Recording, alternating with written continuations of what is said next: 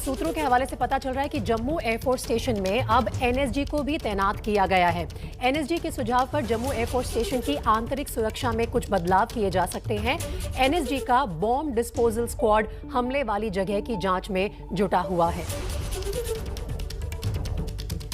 चलिए सीधा चलते हैं अपने रिपोर्टर्स के पास। जम्मू से अजय बाचलू और दिल्ली से ओम प्रकाश तिवारी इस वक्त हमारे साथ बुलेटिन में जुड़ रहे हैं। पहले जम्मू चलेंगे क्योंकि वही ग्राउंड जीरो है और वहीं पर अजय सारी कार्यवाही फिलहाल चल रही है। क्या कुछ आपको पता चला है? एक तो जांच के बारे में शनिवार रात के हमले की, और उसके बाद भी लगातार ड्रोन का देखना, फिलहाल ऐसा लगता है कि सारी एजेंसी सिक्योरिटी फोर्सेस अलर्ट पे हैं।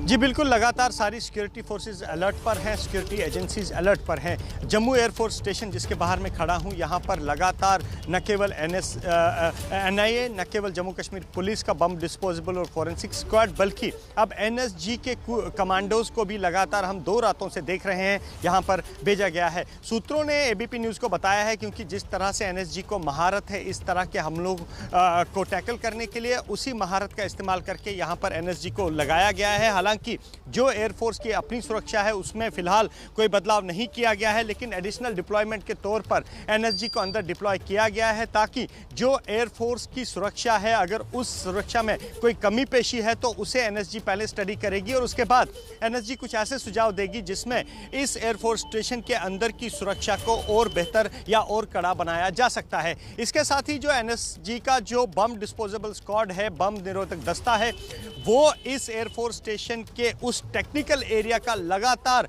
जांच कर रही है जहां पर ये इन धमाकों को अंजाम दिया गया और लगातार किस तरह का, क्योंकि अभी भी जो जांच एजेंसियां हैं वो टीएनटी या आरडीएक्स पर बात कर रही है, किस तरह से हमला हुआ, कहां से ड्रोन आया और क्या कुछ खामियां रही हैं सुरक्षा की। क्योंकि एक बात तो साफ है कि इस हमले में सुरक्षा की चूक के एंगल को नकारा नहीं जा सकता। किस तरह ड्रोन यहां आया और हमले को अंजाम दिया, ये एक बड़ी चूक है। तो इसी चूक से बचने के लिए और भविष्य में इस तरह के हमले ना हो, इससे बचने के लिए यहां एनएसजी को तैनात किया गया है।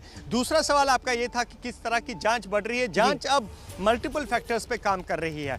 पहली जांच एजेंसियों का अब क्वेश्चन ये है कि अगर सीमा पार से ड्रोन उड़ाया गया तो किस जगह से उड़ाया गया, कौन सा विस्फोटक एक्चुअली इसमें यूज हुआ था, और निशाने पर जैसे हम पहले ही बता रहे हैं कि एयर ट्रैफिक कंट्रोल था। लेकिन इसके साथ साथ ही अब जांच एजेंसियों के सामने सवाल ये भी है कि क्या इस हमले में कोई स्थानीय एंगल है, क्या कोई स्थानीय आतंकी या आतंकियों का मददगार इस सारे हमले में शामिल था। इसके लिए जांच एजेंसियां लगातार जम्मू के कई इलाकों में छापेमारी कर रही है और लोगों को उठा रही है। सवाल जवाब हो रहे हैं लेकिन फिलहाल कोई फॉर्मल अरेस्ट नहीं हुई। अजय आप बने रहिए हमारे साथ, आपके पास लौट कर आऊंगी क्योंकि बीती रात भी 3 जगह ड्रोन देखे गए हैं, उनके बारे में भी जानकारी चाहिए। लेकिन पहले मैं ओम प्रकाश तिवारी के पास जाना चाहती हूँ।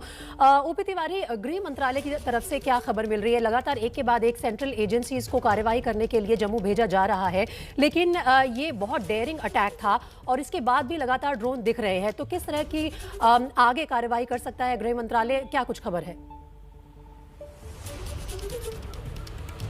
प्रीति, मैं आपको बता दूं, गृह मंत्रालय के निर्देश पर इस मामले की जांच नेशनल इन्वेस्टिगेशन एजेंसी को सौंप दी गई है और एनआईए के आईजी नीतीश कुमार के नेतृत्व में एक टीम जम्मू पहुंच चुकी है जिसने इस मामले की औपचारिक तौर पर जांच शुरू कर दी है। एनआईए सूत्रों के मुताबिक अभी तक की जांच के दौरान ऐसा कोई सबूत नहीं मिला है जिससे साबित होता हो कि ये ड्रोन 18 किलोमीटर दूर पाकिस्तान की सीमा से उड़कर आया था। एनआईए को यह भी शक है कि इस मामले में आतंकवादियों को पाकिस्तान समर्थित आतंकवादियों का जो ओजीडब्ल्यू ग्रुप है, जिसके ओवरग्राउंड वर्कर कहा जाता है, उनका भी रोल हो सकता है।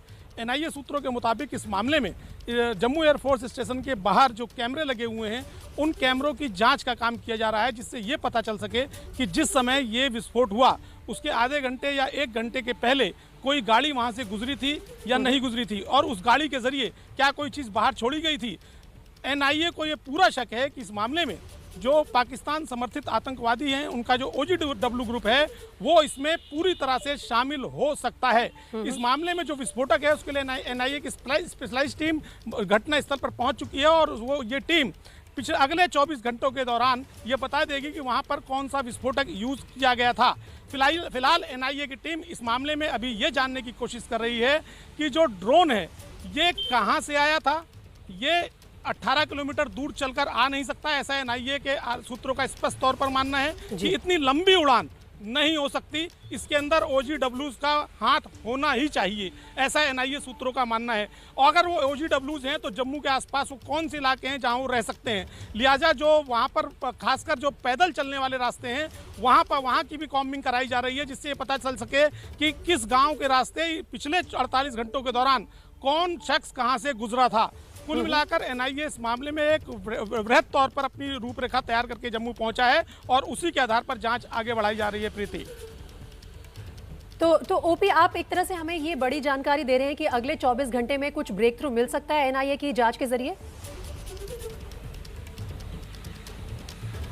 बिल्कुल प्रीति, अगले 24 घंटों में नेशनल इन्वेस्टिगेशन, मैं आपको बता दूं, NIA इस मामले के लिए माहिर एजेंसी है और इसीलिए NIA के प्रोस्पेक्ट में साफ तौर पर लिखा हुआ है कि देश में कहीं भी बम विस्फोट होगा या कोई भी आतंकवादी घटना होगी तो उस केस के जांच NIA को सौंपे जाने के पहले NIA की टीम वहां पहुंच के अपनी जांच शुरू कर देगी। बाद में जब जांच उनको सौंप दी जाएगी तो औपचारिक तौर पर वो जांच शुरू करेंगे।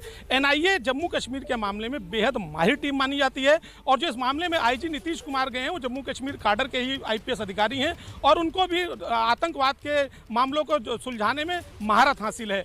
अगले 24 घंटे काफी अहम होंगे इस ड्रोन के बारे में, इस विस्फोटक के बारे में और हो सकता है कुछ OGWs के बारे में भी। चलिए ठीक है, तो आप सबसे पहले ABP न्यूज़ पर वो खबर हमें पहुंचाएंगे, लेकिन मैं अजय के पास एक बार फिर से जाना चाहती हूं। अजय, बीती रात भी 3 ड्रोन का देखा जाना, इसका साफ मतलब ये है कि जम्मू में मिलिट्री और सिक्योरिटी इंस्टॉलेशंस पर अभी भी खतरा मंडरा रहा है और ये सारे जो ड्रोन देखे गए हैं ये 7 से 10 किलोमीटर के दायरे में है एयरफोर्स स्टेशन से। उनके बारे में क्या कुछ जानकारी मिली है?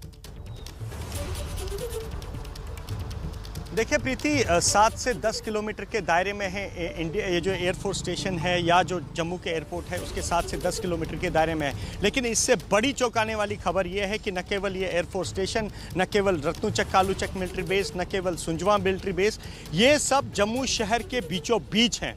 तो आप खतरे का अंदाज़ा इसी बात से लगा सकते हैं कि पाकिस्तान जिस तरह की हिमाकत पर उतर आया है और लगातार जिस तरह से ड्रोन से मॉनिटरिंग की जा रही है। पिछले अगर 3 रातों की बात करें तो शनिवार रात जम्मू के एयरफोर्स स्टेशन पर ड्रोन मंडराता है और हमला करता है। फिर अगले दिन रविवार की रात जम्मू के कालूचक और रत्नुचक मिलिट्री स्टेशन पर ड्रोन देखे जाते हैं और फिर बीती रात जम्मू के 2-3 अलग अलग मिलिट्री स्टेशन पर रत्नुचक, कालूचक और सुंजवा में ड्रोन की एक्टिविटी देखी जाती है और 3-3 बार देखी जाती है। तो ये अपने आप में कहीं बड़े खतरे का आहट है, बड़े खतरे का अनुमान है और बड़े खतरे की घंटी है कि कहीं ना कहीं पाकिस्तान लगातार न केवल जम्मू के मिलिट्री इंस्टॉलेशंस को निशाना बना रहा है बल्कि बाकी मिलिट्री इंस्टॉलेशंस की रैकी भी करवा रहा है ड्रोन के जरिए। और खतरा इसलिए भी बड़ा है क्योंकि ये सारे मिलिट्री इंस्टॉलेशंस जम्मू शहर के बीचों बीच बसे हुए हैं। प्रीति, चलिए अजय और ओपी तिवारी, आप दोनों का बहुत बहुत शुक्रिया फिलहाल इस तमाम जानकारी के लिए।